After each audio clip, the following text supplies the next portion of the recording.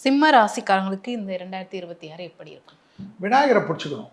ஜென்மத்தில் கேது இருப்பதனால் நரம்பு படபடப்பு அதீத கவனமாக பார்த்துக்கொள்வது மிக மிக முக்கியமான அமைப்பு.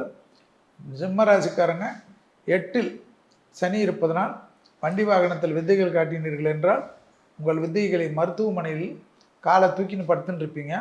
அங்கே தான் பார்க்க வேண்டியது வரும். ஸோ அதை மட்டும் கொஞ்சம் கவனமாக பார்த்துக்குங்க. சிம்மத்துக்கு வண்டியில் 2 வீலராக இருந்தாலும் ஹெல்மெட் போட்டுக்கிறது, 4 வீலராக இருந்தால் சீட் பெல்ட்டை போட்டுக்கிறது.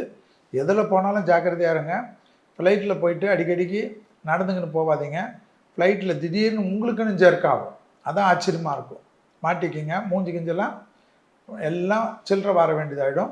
உஷாராக இருக்கக்கூடிய அமைப்பு வாகனத்தில். மற்றபடி அனுகூலம், திடீர் அதிர்ஷ்டம், திடீர் ஏற்றம், பழைய கடன்கள் பைசலாகும், பழைய சத்ருக்களுடைய அமைப்பு அந்யோன்யமாக இருக்கும். தாய் வழி உறவு, தந்தை வழி உறவு ஏற்றம் பெறும். பெற்றோர் பெரியோர் மூலியமாக அதிகம் ஆதாயம் பெறுவீர்கள். இரத்தபந்த உறவுகளுக்கு உங்களுக்கும் இருந்த சிக்கல் தீரும்.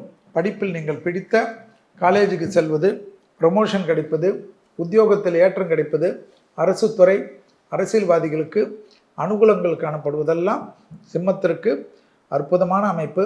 காரிய சித்தி மாலை என்ற மந்திரத்தை கேட்பதன் மூலியமாக, சொல்வதன் மூலியமாக பெரிய பலத்தை அதிகமாக பெறக்கூடிய ராசிக்காரர்கள் கண்டிப்பாக சிம்ம ராசிக்காரர்கள் என்பதை ஞாபகத்தில் வைத்துக் கொள்ளுங்கள். நர்வஸும் படபடப்புனாவே பிபி, லோ பிபி, ஹீமோக்ளோபின் கவனமாக பார்த்து கொள்ளக்கூடிய காலகட்டத்தில் நல்லது நடக்கும் என்பதை ஞாபகத்தில் வைத்துக் கொள்ளுங்கள். சிம்ம ராசிக்காரங்களுக்கு கண்டிப்பாக திருஞான சம்பந்தருடைய கோளர் பதிகத்தை கேட்பதன் மூலமாக கேது ராகுவுடைய பாதிப்புகள் பரிபூர்ண நிவர்த்தி ஏற்படும். இடமாற்றங்கள் வந்தால் எடுத்துக்கொள்ளுங்கள். படைப்பாளிகள், கலைத்துறையினர், மீடியா துறையில் இருக்கக்கூடிய சிம்மராசிக்காரர்கள் உன்னதமான சூழ்நிலை பெறுவீர்கள். அதிகமாக சிம்மராசிக்காரர்கள் 12 ராசிகளில் நகை நட்டுக்கள், ஆடை ஆபரணங்கள் அதிகமாக வாங்கக்கூடிய ராசி நீங்கள் தான் என்பதை ஞாபகத்தில் வச்சுக்கோங்க. ஸோ அது வாங்குறீங்கன்னா இப்படி ஏதாவது ஒன்று பணம் வரும், இல்லை யாராவது கொடுப்பாங்க.